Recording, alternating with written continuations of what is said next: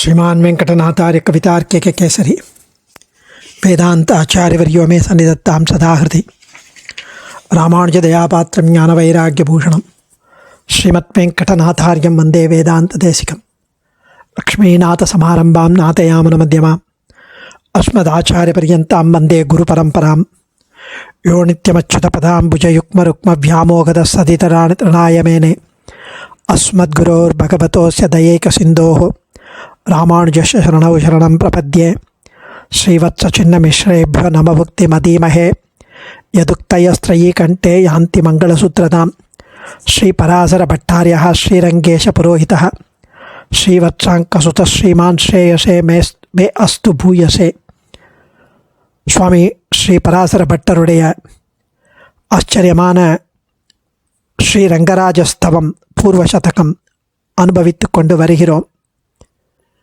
அதில் இன்றைய தினம் 98வது ஸ்லோகம். போன ஸ்லோகத்தில் பெரிய பெருமானுடைய திருக்கண்கள் தாமரை மலர் போன்றும், அந்த திருக்கண்களை கண்ட அவனது திருப்புருவங்கள் அந்த கண்கள் மன்மதனின் பானங்களோ என்று எண்ணுவது போல. என மன்மதனின் பானம் ஒன்று தாமரை மலர். அந்த கரும்பு வில்லுக்கு தாமரை மலர் தான் பானம். அந்த தாமரை மலரோ இது என்று அந்த புருவமே மன்மதனுடைய வில் போல ஆகிவிட்டது. அந்த பானங்களை தொடுக்க வில் போல இருக்கிறது வளைந்து என்று அனுபவித்தவர். இந்த புருவங்கள் அவனது திருக்கரத்தில் உள்ள ஷார்ங்க வில்லுக்கு நர்த்தனம் கற்றுக் கொடுக்கும் ஆச்சாரியன் போல இருக்கிறது, பள்ளிக்கூடம் போல இருக்கிறது என்றும் அனுபவித்தவர். இந்த ஸ்லோகத்தில் புருவத்திலேருந்து கண்களை பற்றி அனுபவிக்கிறார். கிருபையா பரையா கரிஷ்யமானே சகலாங்கம் கில சர்வதோக்ஷிநேத்ரே பிரதமம் ஸ்ரவசி சமாஸ்திருநாதே இதி தைர்கேண விதந்தி ரங்கநேதுஹு. கிருபையா பரையா கரிஷ்யமானே சகலாங்கம் கில சர்வதோக்ஷிநேத்ரே பிரதமம் ஸ்ரவசி சமாஸ்திருநாதே இதி தைர்கேண விதந்தி ரங்கநேதுஹு. அதாவது திருக்கண்களை வர்ணிக்கும் பொழுது பெரிய பெருமாளின் திருக்கண்கள் அனைவருக்கும் பெரிய பெருமாளுடைய கிருபா கடாட்சத்தை அங்கனிரண்டும் கொண்டெங்கள் மேல் நோக்குதியல்னு ஆண்டாள் அனுபவித்தவது. அந்த ரெண்டு கண்ணாலையும் எங்களை பார், எங்களை கட்டாட்சி, ஒரு நாள் காண வாராயே நம்மாழ்வார் விண்ணப்பித்தின்றபடி அந்த அந்த கண்ணால் என்னை ஒரு முறை கட்டாட்சி. அந்த பெரிய பெருமாளின் கிருப்பையை அந்த திருக்கண்கள் எல்லாருக்கும் கொடுக்கணும், முழுவதுமாக கொடுக்கணும், அனைவருக்கும் கொடுக்கணும் அப்படின்னு பெரிய பெருமாளுடைய திருவுள்ளம். இந்த கண்ணுடைய இந்த கட்டாட்சத்தை எல்லாருக்கும் கொடுக்கணுன்றதுனால ஆகவே அவனுடைய அனைத்து அவயவங்களையும் அனைத்து உடல் உறுப்புகளையும் கண்களாகவே மாற்றிக்கொள்ள முயல் என்றன போலும்.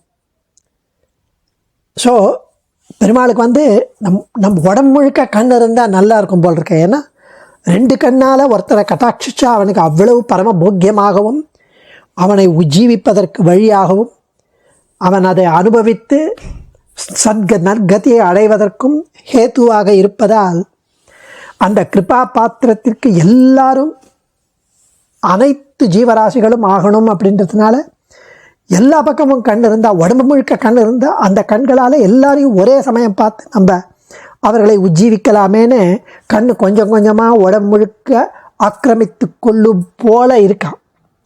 அதுக்கு என்ன பண்ணணும்? முதல்ல பக்கத்தில் இருக்கிற அவயவங்களை ஆக்கிரமிக்கணும்.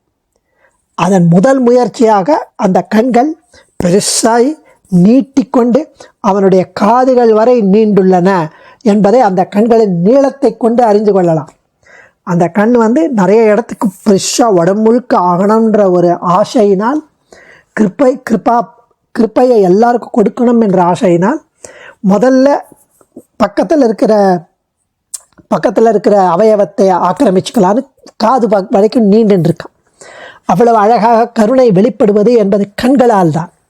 இங்கு பெரிய பெருமாளின் கருணையை காணும்போது அவனுக்கு நிச்சயமாக ரெண்டு கண்கள் மேல் இருந்தால் நல்லது. இந்த அளவு கருணை வெளிப்பட வசதியாகும். ஆக அவனது திருமேனி முழுவதும் கண்களாக இருந்தால் மட்டுமே அது சாத்தியம். இத்தனை கருணை உடைய பெரிய பெருமாளுக்கு 2 கண்கள் போராது. ராமனுக்கும் கிருஷ்ணனுக்கும் ஒரு கண் மட்டுமே என்றும் பரமபதநாதனுக்கு அரை கண் மட்டுமே என்றும் கூற முடியும். ஏன்னா பெரிய பெருமாளுக்கே இவ்வளவு கட்டாட்சம், அர்ச்சாவதாரத்துக்கு 2 கண்ணு போராது, எனக்கு நிறைய கண்ணு வேணும்னு அவன் கரியவாகி புடை பறந்து மிளிர்ந்து செவ்வரியோடிய நீண்ட அப்பெரியவாய கண்கள். அப்படின்னு பார்த்தா நமக்கு பரமபதநாதனும் இல்லை விபவாவதாரமும் இப்போ நம்மக்கிட்ட இல்லை. அவள் நம்மளை கட்டாட்சிக்கலை அப்படின்னா அவளுக்கு 2 கண் இல்லைன்னு அர்த்தம், ஒரு கண் தான் இருக்கும் அப்படின்னு ஆச்சாரியர்கள் இதை அனுபவிக்கிறார்கள். அர்ச்சாவதாரத்தில் அவ்வளவு நம்மேல் கிருப்பை. அதனால்தான் அர்ச்சாவதாரத்தில் எழுந்தருளி பின்னுளார் வணங்கும் ஜோதியாய் கடைசி ஜீவராசி என்னிடம் வந்து சேரும் வரை நான் இங்கே இருப்பேன், இவர்களை கட்டாட்சிப்பேன் என்று இருப்பதால் அர்ச்சாவதாரத்துக்கு தான் இது சாத்தியம் என்பது கருத்து. அதனால் மீனுக்கு தண்ணீர் வார்ப்பது போல பரமபதத்திலே நித்திய சூரிகளுக்கு கருணை புரிய 2 கண்ணு போகிறோம். அவதார காலங்களில் குகன் விதுரர் போன்றவர்களுக்கு அருள் புரிய 2 கண் போகிறோம். ஆனால் நம் போன்றவர்களுக்கு உலகில் உள்ள அனைத்து உயிர்களுக்கும் அருள் புரிவதற்கு காவிரி உபய காவேரி மத்தியத்தில் பள்ளி கொண்டிருக்கும் அரங்கனுக்கு 2 கண்ணு போதுமா? போராது. உடம்பெல்லாம் கண்ணாக இருக்க வேண்டாமா என்று அந்த கண்கள் நினச்சிதான். அதனால் அந்த கண்கள் சிறந்த கிருப்பையினாலே எல்லா அவயவங்களையும் எல்லா விதத்திலும் ஆக்கிரமித்து வியாபிக்க தலைப்பட்டன. அப்படியே எல்லாம் ஃபுல்லாக விபு மாதிரி அனுபவிக்கப்பட்ட அரசர்கள் அனைத்து நாட்டையும் தன் வசப்படுத்துவதற்கு முதல்ல பக்கத்து நாட்டை தான் பிடிப்பார். அதுபோல திருக்கண்கள் முதல் செவிகளை ஆக்கிரமிக்கிறது என்று திருப்பாணாழ்வார் பாசுரத்தின்படி காதளவு நீண்டு விளங்குகிறது இந்த கண்கள் என்று அனுபவிக்கிறார் சுவாமி. கிருபையா பரையா கரிஷ்யமானே சகலாங்கம் கில சர்வதொக்ஷி நேத்ரே பிரதமம் ஷவசி சமாஸ்திருநாதே இதி தைர்க்யேன விதந்தி ரங்கநேதுஹு. பரையா மிகவும் சிறந்த, கிருபையா கிருபையினால், பேரருளால், சகல அங்கம் எல்லா அங்கங்களையும், சர்வதா எல்லா விதத்தாலும், எங்கும், அக்ஷி திருக்கண்ணாக, கரிஷ்யமானே செய்யப்போகின்றவைகளான, ரங்கநேதுகு ஸ்ரீரங்கநாயகனது, நேத்ரே திருக்கண்கள், பிரதமம் முதலில், ஸ்ரவசி திருச்செவிகளை காதுகளை, சமாஸ்திருநாதே நன்கு ஆக்கிரமிக்கிறது. முதல்ல அதை கேப்சர் பண்ணுறது காது. இதி என்பதாக, தைர்க்யேன அந்த திருக்கண்கள் நீண்டிருக்கும் நிலையால், விதந்தி கில சான்றோர்கள் சொல்கின்றனர் அன்றோ, அறிகின்றனர் அன்றோ. இதெல்லாம் சான்றோர்களுடைய இன்டர்பிரேஷன், அனுபவம், அறிகின்றனர். எம்பெருமான் சகசிராட்சக ஸ்ருதி காட்டுகிறது, 1000 கண்களை உடையவன் என்று ஸ்ருதி காட்டுகிறது. அப்படி ஆச்சரியமாக நம்ம ரொம்ப அழகாக அந்த நமக்கெல்லாம் 2 கண்கள், ஆனால் எம்பெருமான் 1000 கண் உடையவர்களைப் போன்று ஆங்காங்கு நடைபெறும் எல்லா நிகழ்ச்சிகளையும் காண திறம் படைத்தவர் என்பது கருத்து.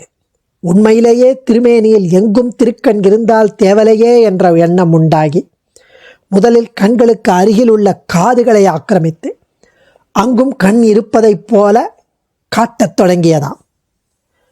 அரசர்கள் படையெடுத்து பிற நாடுகளை ஆக்கிரமிக்க முற்படும் போது முதல்ல அருகில் இருக்கிற நாடு தான் அடிபடும். அதுபோல திருக்கண்களுக்கு அருகில் உள்ள ஸ்ரவசி காதுகளை ஆக்கிரமிக்கிறது. ஏன் இவ்வளவு முயற்சி என்றால், இன்னமும் பல திருக்கண்கள் இருந்தால் இன்னமும் பலர் நம்மை சேவித்து, இன்னமும் பலர் நம் கிருபா பாத்திரத்துக்கு ஆளாகி தம்மையே குளிர கடாட்சிக்கிறார் அவர் என்று எண்ணக்கூடும் அல்லவா? பெருமாள் நம்மளை தான் பார்க்குறார், நம்மளை தான் நம்மளுக்கு தான் கிருப்பையை காமிக்கிறார் அப்படின்னு ஒவ்வொருத்தரும் நினச்சிப்பாவோ அந்தந்த கண்களை பார்த்து. உண்மையில் இது கில விதந்தி கில, சான்றோர்கள் அறிகின்றனர் என்றோ, இப்படி ஒரு உத்பிரேட்ச அவர்களுடைய அனுபவம். இவருக்கு அதாவது திருக்கண்கள் இருந்தால்தான் எம்பெருமான் நம்மை கடாட்சிக்க முடியுமா? அவர்தான் எந்த அவயவத்தாலும் நம்மை கடாட்சிக்கலாமே. பஷ்யந்த சக்ஷுகு ந ஸ்ருணோத்திய கர்ணகான, அவர் காதால் பார்க்க முடியும், கண்ணால் கேட்க முடியும். அந்த மாதிரி அவர். நம்மை போல இந்திரிய அதீன ஞானம் கிடையாது அவருக்கு. இவ்வளவும் அர்ச்சா திருமேனியில் கரியவாகி புடை பறந்து மிளர்ந்து செவ்வரியோடைய நீண்ட பெரியவாய கண்கள் என்னும் பான் பெருமாள் எவ்வளவு அழகாக அனுபவித்து அது சேவையாகும் திருக்கண்களை சேவித்ததும் பட்டருடைய திருவுள்ளம், பட்டருக்கு எண்ணம். ஸ்ரீ அழகிய மணவாள பெருமாள் நாயனார் அமலநாதிபிரான் வியாக்கியானத்தில் இந்த பட்டரின் ஸ்லோகத்தை எடுத்து விளக்கி அருளியதை நம்ம சேவிக்கணும். அவ்வளவு அழகாக அதை வியாக்கியானம் இடுகிறாராம். எம்பெருமானின் காருண்யத்தை வெளிவிடுவது இந்த திருக்கண். அதனால்தான் கிருபையா பறையா, பேரருளால் மிகவும் சிறந்த அங்கம் அந்த திருக்கண்கள். அடியேன் தன்யோஸ்மி. கவிதார்க்கிக சிம்ஹாய கல்யாண குணசாலினே ஸ்ரீமதே வெங்கடேஷாய வேதாந்த குரவே நமः.